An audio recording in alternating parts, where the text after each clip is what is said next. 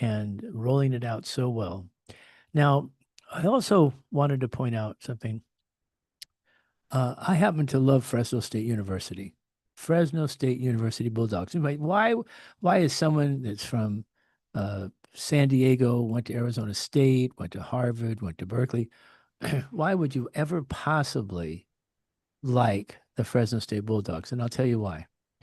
The Fresno State Bulldogs have 100% of the community of Fresno behind them.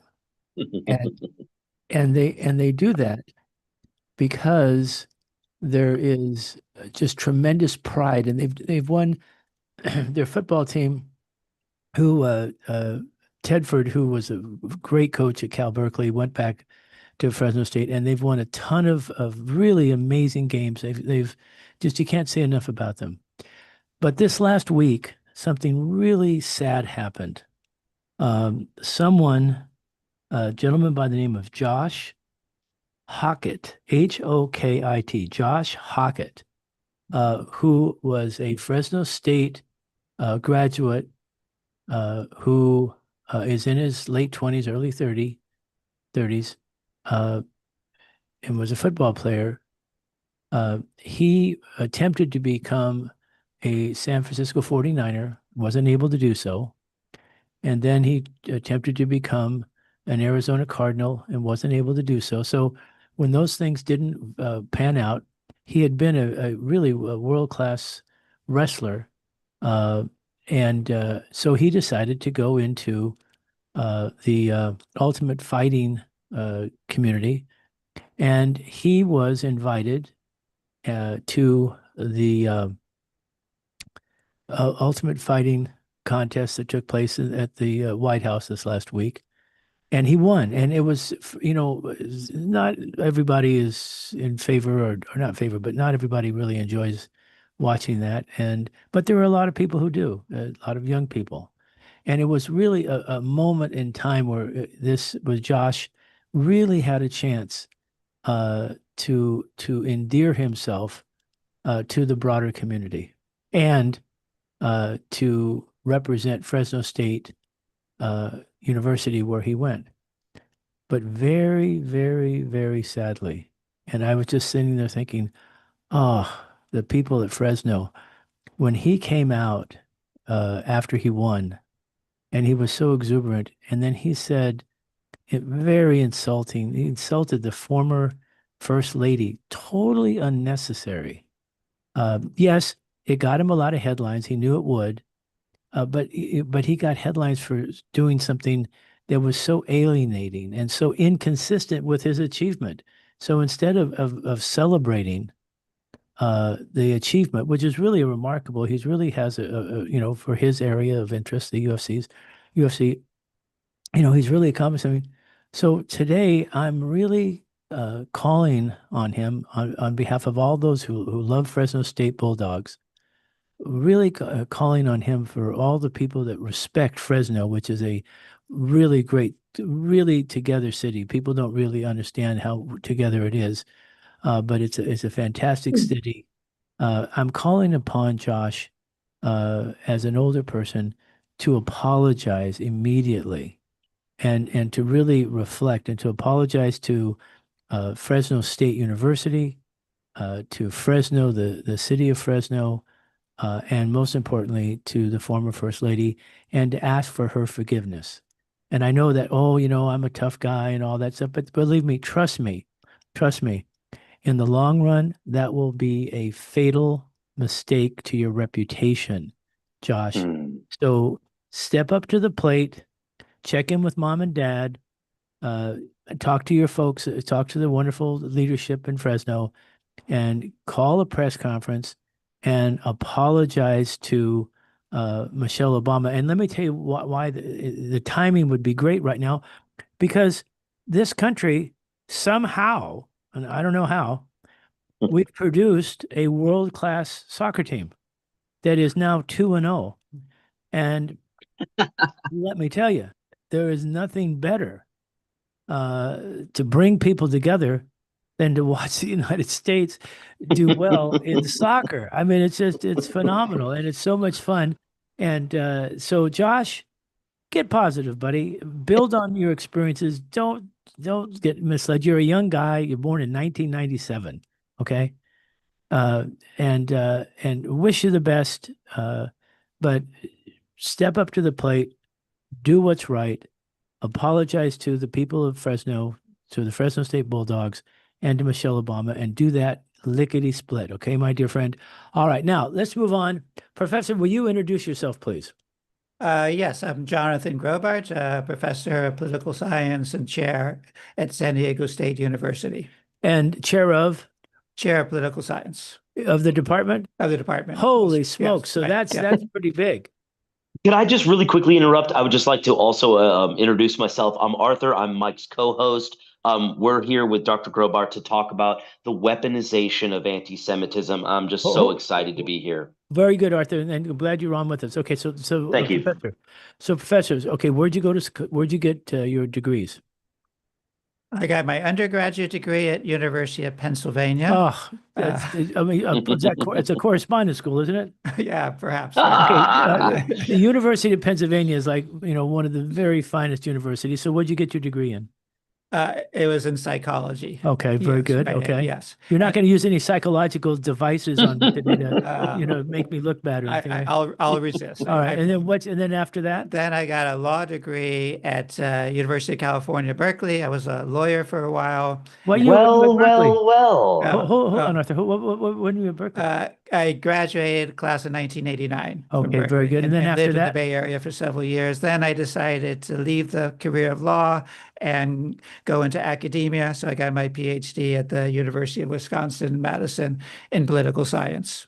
Okay, well, we're just going to sit back and let you talk. Okay, so you came here today with a message. I have a ton of questions. I know Arthur does as well. Great. But let's get right to what you wanted to say today, and let us sit back and just kind of hear a little bit of a monologue from you, which we look forward to, and kind of tell us what you've been thinking about and what's on your mind. Well, the topic on the weaponization of anti-Semitism is something that's dear to my heart.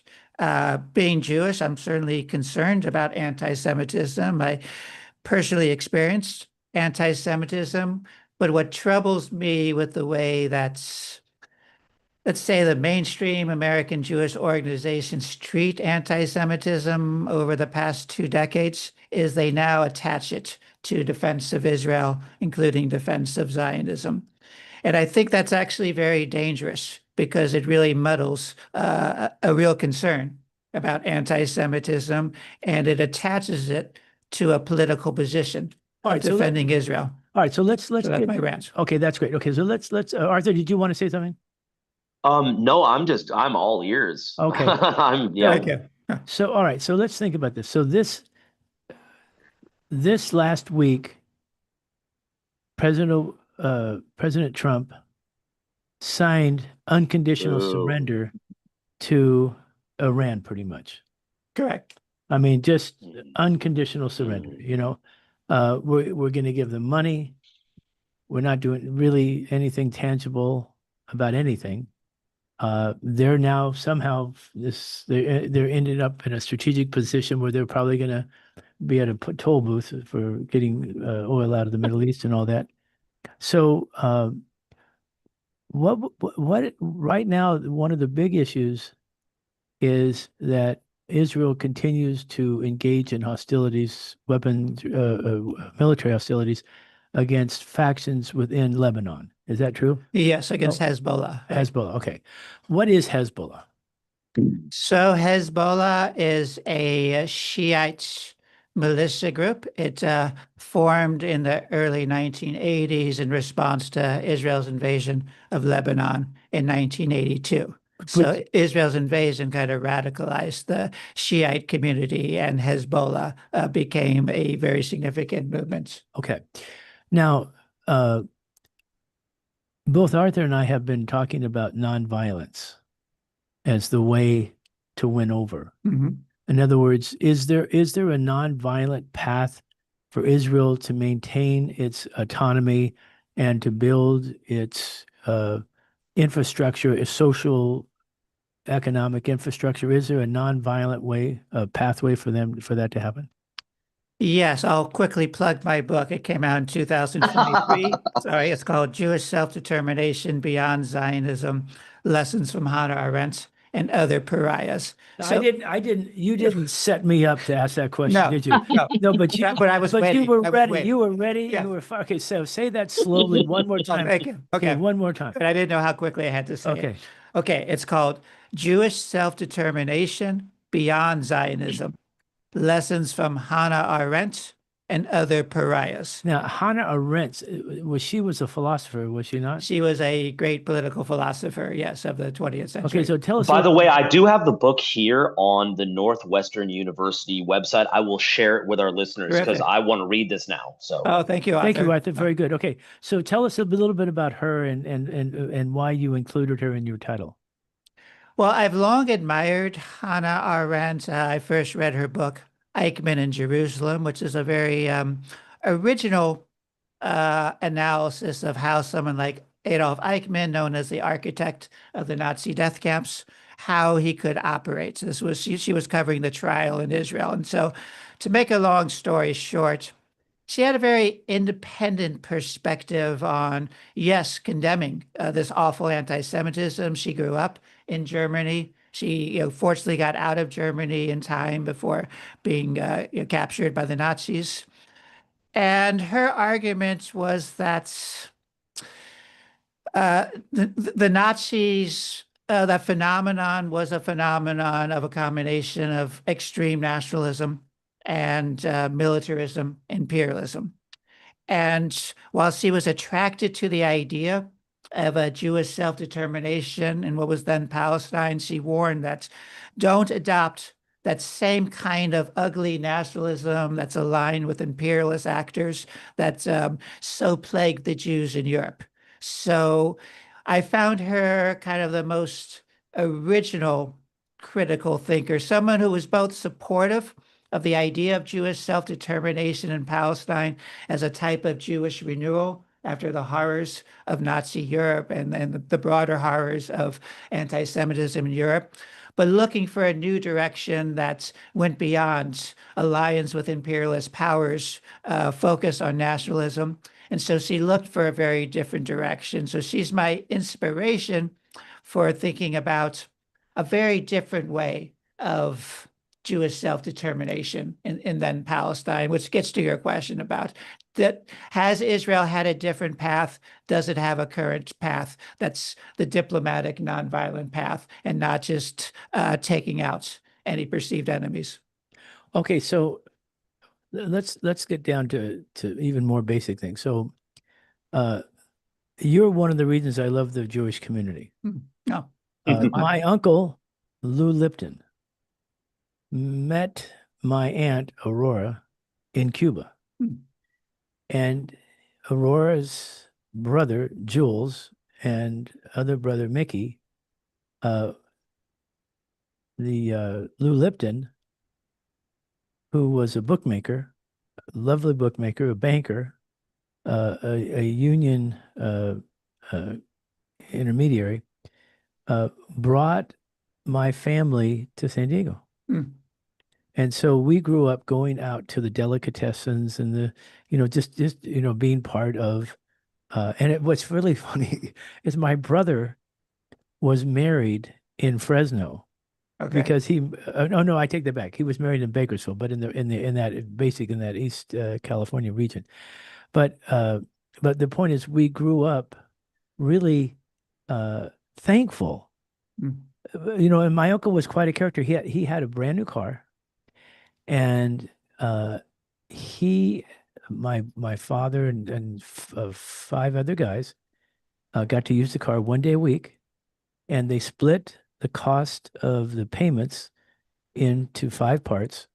And my uncle got the car on the weekends and didn't have to pay anything. Oh, great. He paid the down payment. Okay. Very sad. Okay. Now, so let's go back for a second. So I grew up having nothing but positive feelings. Glad to hear. I'm a member of the Jewish Community Center. I love, okay. where did anti-Semitism even get started? Because we're going to go all the way Great to the other question. side of Yeah, it, great all question. the way to the other side of it. But where did anti-Semitism get started? Right. Well, there's a great book on that. It came out last year by Mark Mazauer, Mazower. It's just called Anti-Semitism. I think there's something after its colon. In one sense, it's a very broad question. One can say that there's been some kind of hostility toward Jews for thousands of years. But in terms of what we think of as contemporary anti-Semitism, typically we date it back to the 18th or 19th century. And the idea of, it stems in Europe. The idea of modern anti-Semitism was it's not just a problem of the Jewish religion, right, of the Jews not accepting Christ, that even if Jews were to convert to Christianity, there would still be something kind of in their blood. And so there's still something just you can't trust about Jews. They're clingy, they're conspiratorial. So the idea of Jews, it's not really just their religion. It's something more intrinsic that's off and they're not to be trusted. That kind of modern anti-Semitism dates back to 18th and really hits a peak in the 19th century. Disraeli was Jewish, Yes, and he was the prime minister of Great Britain, right. which is as non-Jewish a country as you could, at that time. But all right, let me go. So let's go this. So you've told us what anti-Semitism is, kind of a, you've told us what it is. Okay, so now let's go all the way to the other end. So now we have somebody, and I'm thinking, I was thinking about the fellow that is the head of the Jewish Defense League in New York, Meir Kahane? and the way he went after the mayor, the mayor that he Good went knowledge. Good knowledge. the way he went. Have you seen that at all? He really went after. You mean the 1960s? No, I mean today, the current mayor. Mm. Oh, I see. He went. Okay. He really went after the current mayor. Oh, yes. Okay. Okay, and I can understand where there's a little Right. bit Okay, of I see, worry. right. Okay, so let's talk about what you're concerned about is if people that are supportive of the Jewish cause, the Jewish community, the Jewish state, if they have to be careful or they should refrain from attempting to block an honest discussion of the issues by constraining it with the statement, well, then if you're questioning what's going on in Israel, then you're anti-Semitic.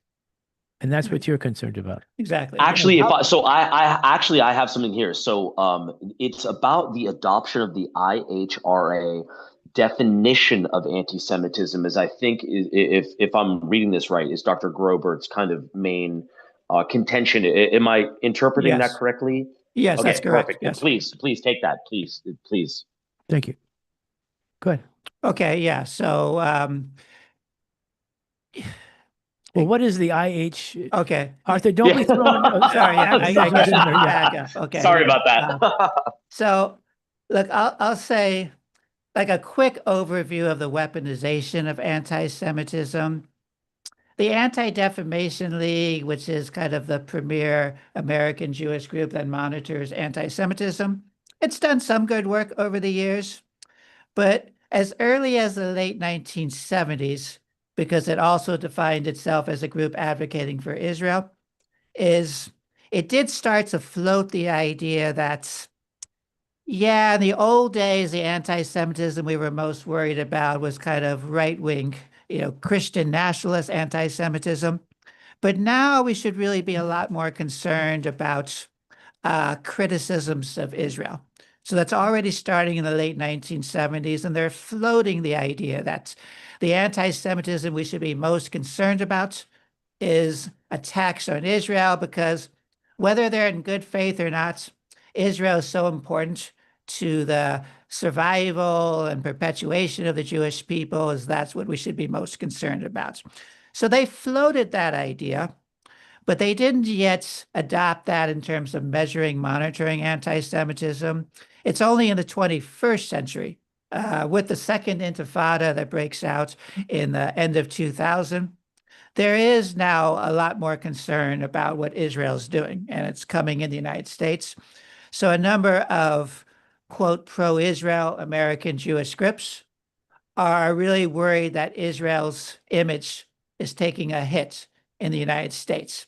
So this idea that had been floated about linking anti-Semitism to not just anti-Zionism, but any harsh criticisms of Israel, now becomes pretty serious. On the one hand, the Israeli government, starting in 2003, now sets up an office to really promote a definition of anti-Semitism that's primarily focused around Israel. And then shortly thereafter, American Jewish groups, including eventually the Anti-Defamation League, start floating their definition. So the IHRA, the International Holocaust Remembrance Alliance, that originates actually in Europe in 2004. It's meant then to try to measure incidents of anti-Semitism in Europe. It has more of a technical, non-political meaning. And they come up with this awkward definition that includes not just anti-Zionism, but what they call delegitimization of Israel, like referring to as an apartheid state is anti-Semitic, or making comparisons to Nazi Germany. So they then look for a respectable, neutral organization to adopt it. So come 2010, there's this organization called the International Holocaust Remembrance Alliance. It's really a think tank that's there just to gather more knowledge about the Nazi Holocaust. But so they have a decent nonpartisan reputation.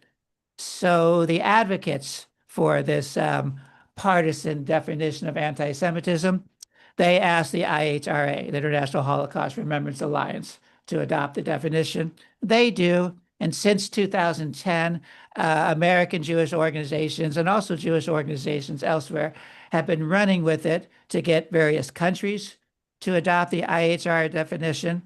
And now U.S. Congress and multiple states, and we saw this even with the San Diego City Council a few months ago. Why did the They city adopted council do that? Oh, Why did- goodness. Yeah. Why did the city council do that? Yeah. Well, the local Anti-Defamation League had been advocating for it, and so had the local American Jewish Committee. So they just didn't know any better. Yeah, Oh, they goodness, didn't yeah. know any Okay, better. so- It was frustrating, yes. One of the great legal scholars, lawyers, Supreme Court justice was Louis Brandeis. Yes.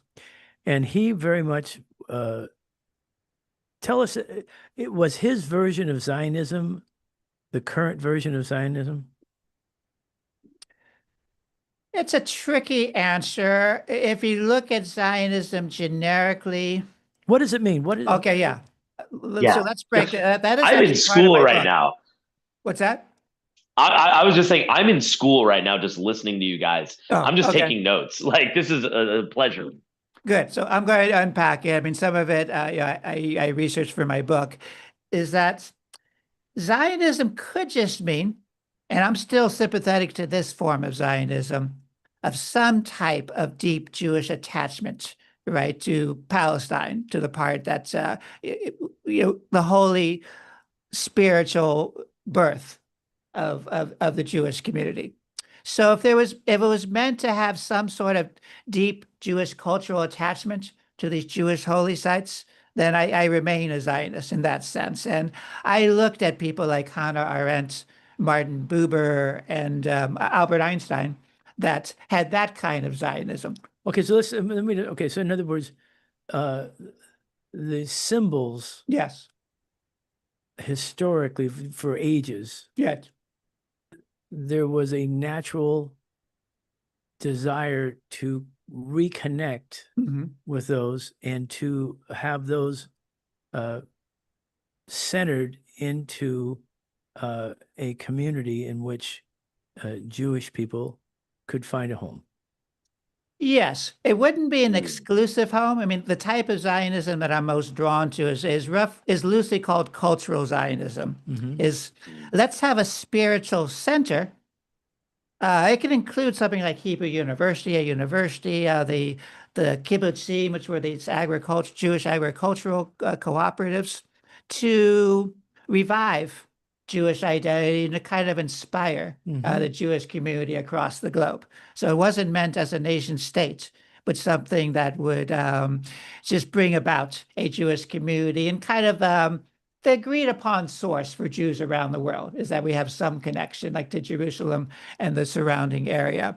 So that's one kind of Zionism. Then, the mainstream Zionism is that's not enough. We need our own nation state, meaning we get to define immigration. We want to make sure it's an overwhelming Jewish majority. And, anyone else will have basically lesser status. So it's a type of nationalism where you're giving preferential treatment to Jewish residents. Jewish in that context, does that mean Jewish like I am a follower of the Jewish religion? Does that mean that? Good question. Okay, so like how do I define myself as a Jew in that context? Well, for Israel, that's become tricky ever since the state established in 1948. It's called "Who is a Jew?" question. For various political reasons, they've deferred to Orthodox Jews. So it is based on Jewish religion. Okay. So basically, you need either a Jewish mother or you've gone through an Orthodox conversion to Judaism. Okay, so the Iran wants a Muslim state. Is that true? Yes. Okay. So Yeah, that's right. So no. So we want a state based upon what your religion is. Okay. So we don't have that in the in fact, we believe in freedom of religion in the United States. At least it's ingrained in us. Okay. Right. All right. So then, do I have to be culturally Jewish, or can I just change? And if all the Palestinians tomorrow that live in Israel were to convert to the Jewish faith, would they then be accepted with open arms? I'm pretty sure that Israel would quickly revise their laws on immigration to stop that. I remember seeing an op-ed in the New York Times. It was actually during the time of the first Intifada, the late 1980s, where it was a provocative op-ed from a Palestinian American saying, let's just convert to Judaism. For the Palestinians. I'm not suggesting that. I was just using that. Yeah. Well, and if I can interject, so, just to challenge the group, the United States, one of the big reasons Trump won is because a lot of people in the U.S. want the U.S. to be a Christian state. Right. Any thoughts on that? Well, I think that's just sorry to drop a big bombshell. No. That's my job. No, that was well done. But let's take that and move that forward a little bit. So could I just maybe fit? I mean, the last part. Of course, please. Please. You asked Yes, about sir. Brandeis. Yes, so please. In one sense, Brandeis was a Zionist in the sense we understand it now. He absolutely supported a Jewish nation state. The part where, if he were alive today, or if a spiritual Brandeis could look back, I think based on his decent liberal humanist impulses, I think he would be appalled at the contemporary nature of Israel, because it's not just about a Jewish nation state. It's a state that's moving further and further away from liberal democracy principles.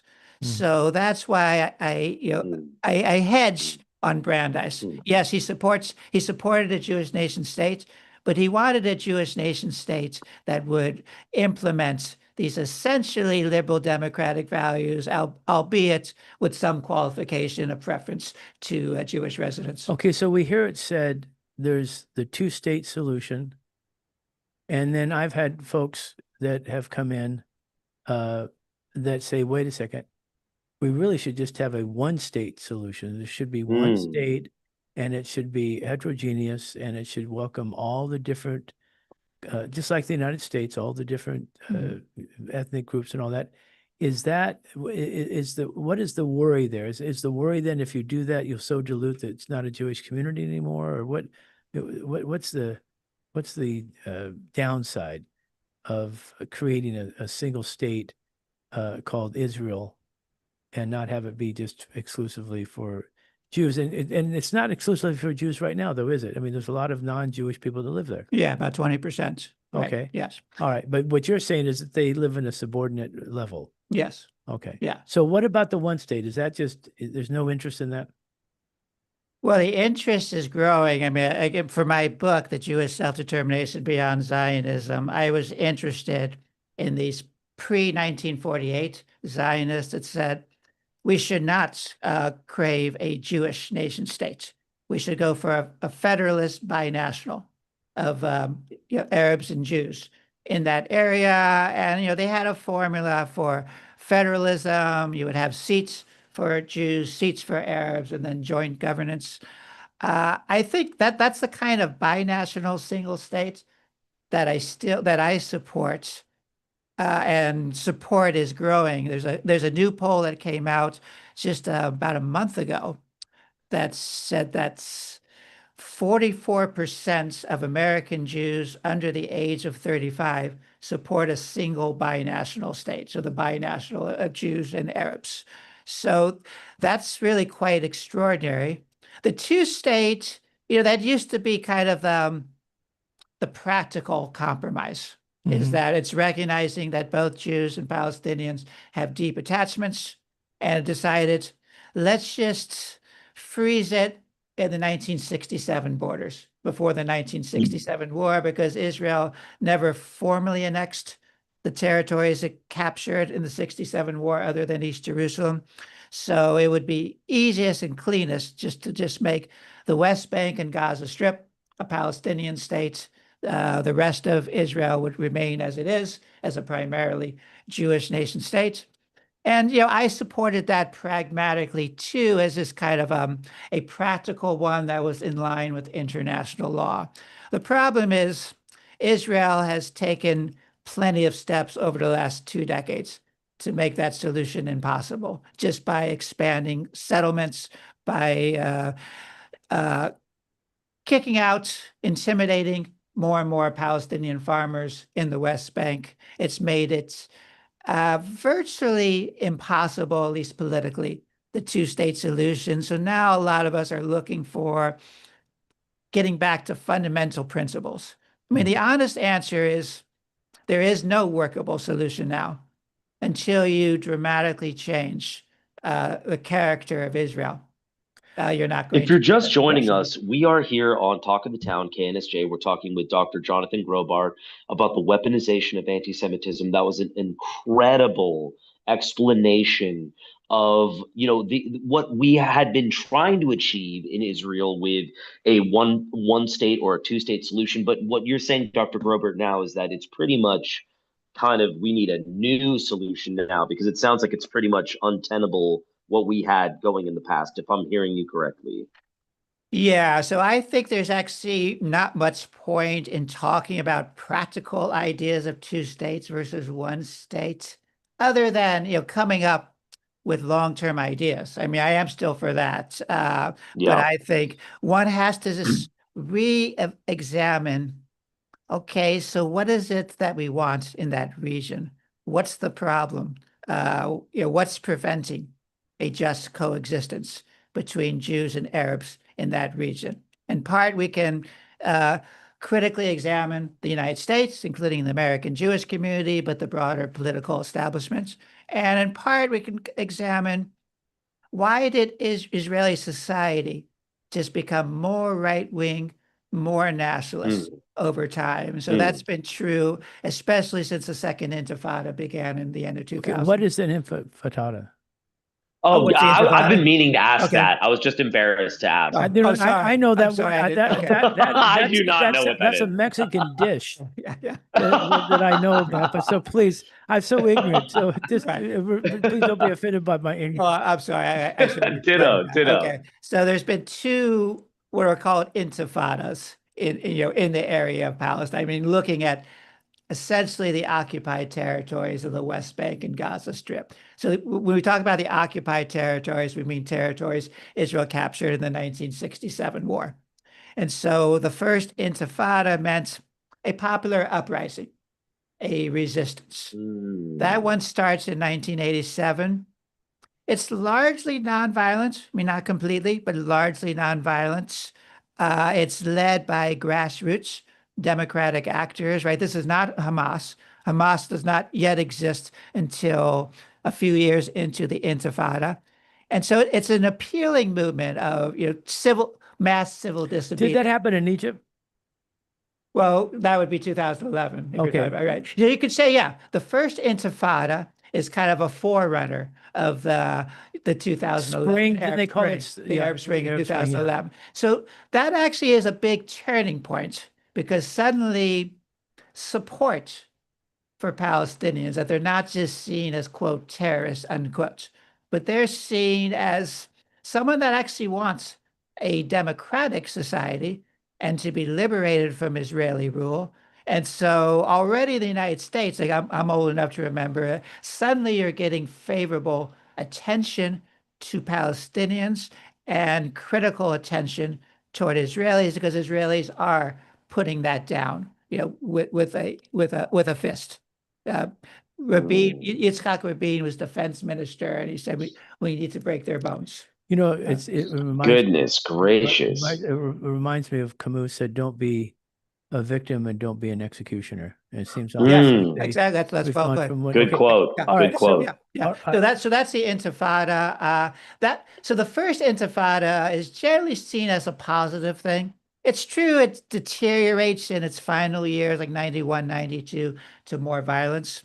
But at least for the first 2 years, from the Palestinian side, it actually represents an affirmative thing. And their solution at that point is just an independent Palestinian state. Now, the second Intifada takes off when kind of all hope is going down. It's the end of 2000. It's the failure of diplomatic talks in Camp David.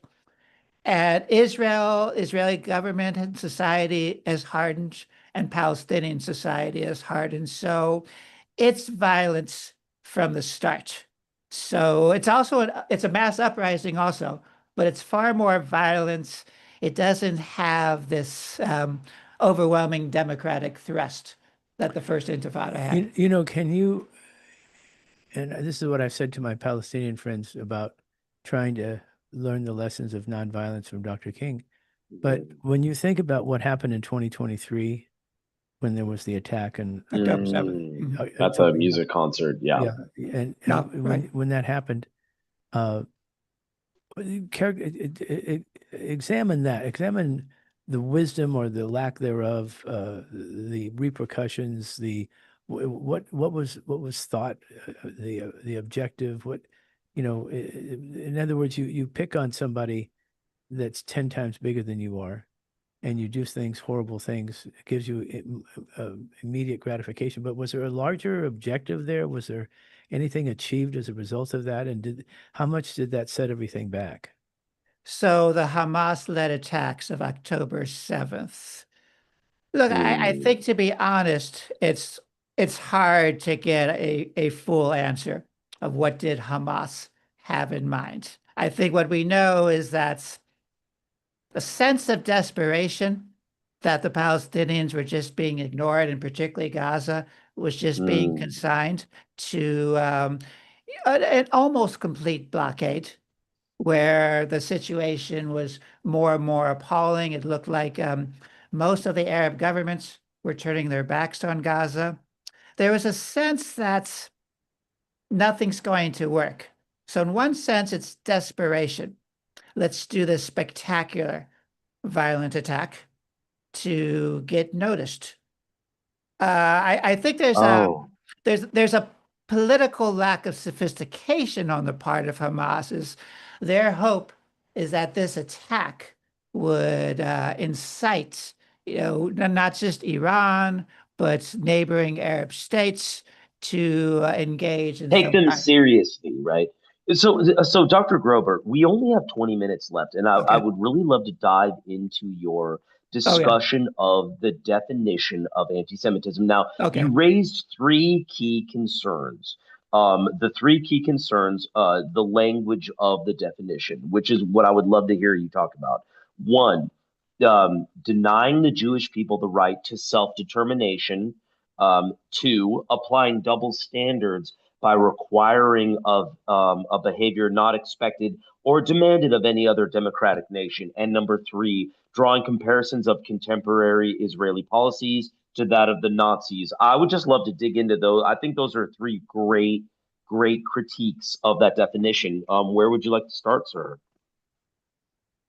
Yeah, okay. So the definition ultimately makes it impossible not just to question the current political arrangements where it's the Jewish community that dominates a Palestinian Arab community in Israel, but it makes it impossible to do any harsh criticism.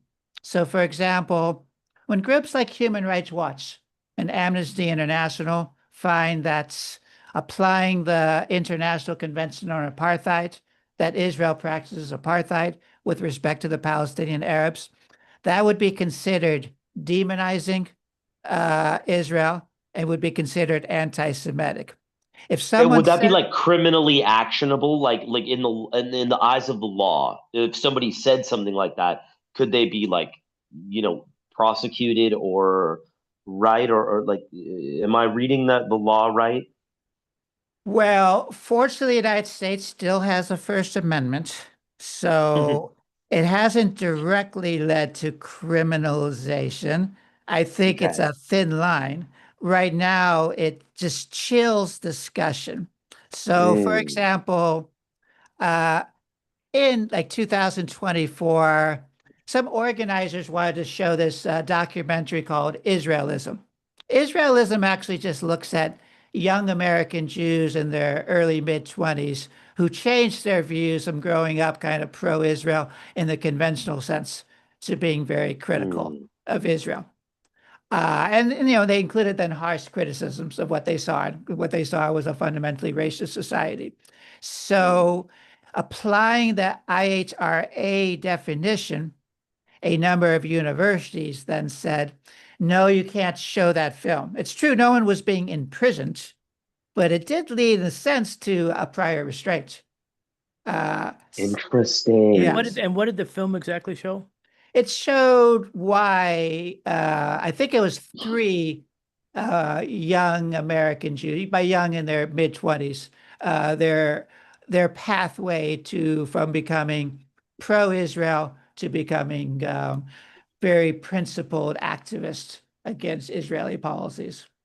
So it's that type of chilling of speech is the fear. So Mm. like in San Diego, Hmm. I know the argument was that the city council, by just adopting the resolution, does not criminalize anything.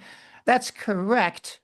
But I do think, okay, the next time someone wants to show a film Yeah. just depicting the brutality of Israel's occupation, they may not be imprisoned, but I could easily see pressure being put on the organizers. You should not be showing something that's anti-Semitic, according to the Now, Dr. IHRA Grober, so definition. my specialty, what I bring to the show is I go out there and look at the social media and kind of see what the public is saying. And this doesn't happen often, but there are people out there who deny that the Holocaust happened. How does that happen? How are there people out there who will come and they will support a statement of like, oh, the numbers of Jews who were killed in the Holocaust was vastly overblown. How the heck does that happen? Well, look, this is a phenomenon primarily on the right. Yeah, And exactly, right. exactly. And so the idea is to discredit the idea that there was any kind of genuine Jewish suffering, that there's Yes, an element that exactly. this is conspiratorial. So that's an example of something that is anti-Semitic. Right. And it's also an example of Right. why people like me fear weaponizing the definition. Because suddenly, if you're told almost anything critical of Israel, is anti-Semitic, then one can just be very skeptical about any of these charges of anti-Semitism. So the real thing then gets diluted. So I actually think it's really short-sighted on the part of the Anti-Defamation League, the American Jewish Committee, and other prominent American Jewish organizations, or for that matter, non-Jewish organizations who may sincerely be concerned about anti-Semitism when they weaponize it. When they weaponize it, they make it really difficult to focus on the real phenomenon. One would be Holocaust denial, but one just the various attacks on That's a Jewish very good point. Say institutions. that again. So the reason that This is I'm just this is so deep. Please hold repeat on. that if you wouldn't mind. Okay, so what we're saying is that by characterizing that which is not legitimately anti-Semitism, you undermined the instances where there actually is anti-Semitism. Right. So now you're going to get a lot more skepticism about charges of anti-Semitism. And look, Oh my gosh. it's actually been pretty well measured that unambiguous anti-Semitism is on the rise in the United States. Just attacks. I hate it so on much. Jewish institutions. Yeah. I try so hard to push back, but I can't believe how many people these days are comfortable just saying, "Oh, it's the Jews' fault. It's the Jewish this, the Jewish that." Yeah. It's like, Rich, I can't believe how comfortable people are saying it. It's so. I mean, I don't know what to do. Yes, I mean, look, I think what one needs is a broader solidarity against all types of racism. So, the attack on the mosque, that should be just a wake-up call for the American Jewish community. We know the person who attacked the mosque also had hostile views toward Jews. Let's step back and think about what are the dynamics that can really lead to violence, not just on Jews, but on Muslims and other minorities, and how can we kind of band together? Whereas if you focus on Israel-Palestine and you try to steamroll a definition of anti-Semitism that includes any harsh criticisms of Israel, you're then undermining any sort of solidarity campaign, and you're ultimately undermining the necessary struggle against anti-Semitism. Just to shift it. Okay. Hold on just a second. Yes, sir. Please. So I was listening to something this last week, a little bit of a controversy about Gwyneth Paltrow, and she did an ad. Oh yeah.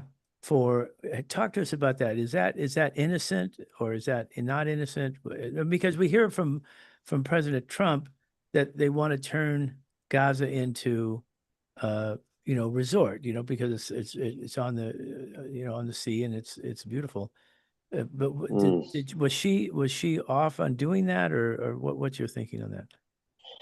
By the way, in case anybody, so I didn't Gwyneth follow Paltrow did an specifics. ad for luxury Israeli real estate. So just in case any of our listeners are unfamiliar with what Mike is talking about, Gwyneth Paltrow did a ad promoting luxury Israeli real estate. I think it's a problem. What she did is a state that's engaged right now, right, in what Human Rights Watch, Amnesty International, and others have considered genocide. And in the West Bank, they're vigorously displacing Palestinians. It's a combination of settler Jewish militias and the Israeli Defense Force, the IDF. That's in this context of just an Israeli regime that's so moved beyond any sort of standards of liberal democratic principles. The idea of promoting luxury real estate and just making this sound like what a wonderful idea of Israel. Why was she? What was? I can't imagine. Arthur, see if you get a little bit more background on why she did it and what her explanation was. I mean, they must have. I'm going to look it up, but they must have paid her a bunch of money, and she just must have taken it. I'll look it up. Was it I'm looking it up ideological now. too? No, I don't know. I'm looking it up now. Yeah, thanks. Yes, sir. Okay. So I'll research. Have you said what you wanted to say so far? Because we tried you in a number of We different got ways. 9 minutes left on the Okay. show. We have All right. 9 minutes left. Well, I'll quickly add that, the Gwyneth Paltrow example reminds me that certainly the Anti-Defamation League and others want to call boycotts anti-Semitic. They say it's a double standard because you're not going after supposedly other states that do this. I don't think that's true. I think campaigns, follow their own flow. But the problem of calling the boycotts are nonviolence, right? Looking for nonviolent ways to just oppose not just what Israel's doing, but U.S. support for Israel. That to me seems very commendable. What kind of boycotts are people calling for? Well, look, in my terrain, there's in academia, it's not cooperating with Israeli universities, Israeli institutions. There's boycotts of military products, boycotts of any Israeli cultural things like a film that's funded by the Israeli government. And I'd say we could, reasonable minds can debate how far the boycott should go. I'm not saying I support every boycott effort, but I think the idea of a nonviolent way of raising Right. just the concerns of what Israel's doing, of U.S. complicity, is very important, and it should not be confused with anti-Semitism. It should be debated on its own terms. In other words, what you're saying is that if you want Israel to stop its aggressiveness, it's pulverizing, it's using Hamas and Hezbollah as an excuse to destroy communities because somehow they're a part of the community. So you throw the baby out with the bathwater. Right. Okay, so if you're opposed to that, and then you take it the next step and say, and by the way, I'm not going to buy this, that, or I'm not going to be a party to, or I'm going to disengage from, by putting some economic horsepower behind what you're saying. That's been the sort of thing that's happened all throughout. Exactly. Right. So there's not a double standard. That boycott has always been a means of resisting objectionable policies. You know what's crazy is that Israel is, of course, dependent upon our weapons, and our weapons and munitions are a source of income to a number of American corporations who are actually making money off of it. Yeah. So it's not just altogether altruistic. There's a financial No, motive. It's the military-industrial complex, and that's a Right. big part of why the U.S. starts wars, is to continue to legitimize why we spend $1 trillion on defense every year. If nobody is attacking Well, I'm us, not sure. well, I'm not sure that's 100% true. I'm sharing my. This is not the opinion of Talk of the Town on KNSJ. This is me, Arthur, my own individual opinion. Okay. All right. So I right, will so, but pipe let's- down. But no, you're fine. But the point, I guess the point is, if you say, I'm not going to give my support to those who are engaging in what I define as unjust and based on a fairly broad, acceptable standard of injustice, there's nothing wrong with that. That's just putting your money where your mouth is. Right. And demonizing boycott organizers is really disturbing. That is what the Anti-Defamation League, they want a categorical categorization of boycott, divestment, sanction supporters as anti-Semitic. And I really think that's dangerous, not just for those involved in principled opposition, but even for the Jewish community. Again, it's diluting the definition of anti-Semitism. When I was in grade school, there was some bully kid, and so we got into a fight, and I wrestled him to the ground, and then that was it. And I got up, and he came at me again. I wrestled him to the ground, and I kept wrestling to the ground, and he kept coming after me. And I kept wrestling, and I was winning, but I wasn't winning. And I look at Iran right now, and it looks like what's happening is that Netanyahu doesn't want to give up on Hezbollah, attacking Hezbollah, and that is now interfering with Iran completing this temporary resolution or temporary freeze on the hostilities. And then Trump is getting more and more frustrated with Netanyahu. Help us understand all that, and where is that all going to go? So So, here's the Mike, deal. that is a perfect analogy. We have 4 minutes left, so Okay, we're gonna good. have to make it really tight, Go ahead. But that was Professor. an amazing analogy, Michael. Right. So yeah, to connect it back to the problem of weaponizing anti-Semitism, Israel is committed to what's called a Greater Israel Project. So it's not just it's recognized borders. It's not just wanting to control all of the West Bank and the Gaza Strip. It's now wanting to have buffer zones. So buffer zone in Lebanon, buffer zone in Syria. And so the insistence on having this significant buffer zone in Lebanon makes Israel uncooperative, or even just trying to dismantle Iran, because Iran is a powerful counterforce that helps out Hezbollah. It's a type of pathological security mentality of Israel that's had for many years, that's just gotten worse in the last decade. And in the United States context, to criticize this, to say that there's something fundamentally wrong with Israel. It's not about defending the Iranian regime, but what Israel wants to do, you again run the risk of being accused of being anti-Semitic.